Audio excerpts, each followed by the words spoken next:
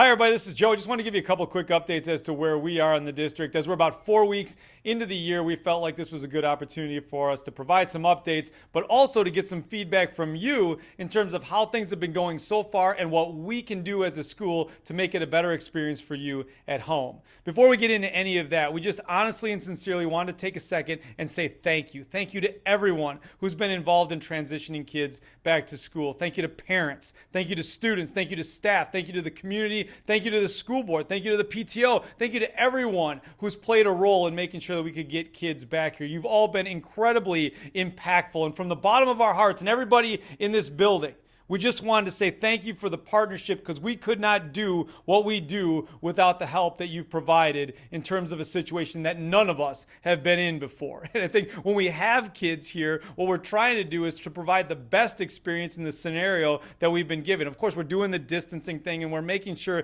that kids have masks, but we also want kids to be kids. We want them to connect with their teachers and connect with their classmates and make sure that they are kids and they can act like kids. And we're doing the best that we can when it comes to that situation. So a couple of things just so you are aware. We keep continuing to go through this process of going through some scenarios and making sure that we're prepared for scenarios. Prepared for a scenario where everybody needs to exit the building. Prepared for a scenario where we can bring everybody back to the building. And all of those things are taking place behind the scenes. So when either of those scenarios presents itself, we're going to be ready to transition kids out or transition kids back in. We're not putting certain numbers on where we need to be, or in or out, but we want to make sure that you know that we're doing the best that we can to plan for whatever that situation is. So parents, today you are also receiving a survey from us to get us some feedback in terms of where we are when it comes to the beginning of the school year. We're asking you for one thing that has gone really well in terms of the transition back to school. We're asking for one thing that we could do differently when it comes to transitioning or being in the situation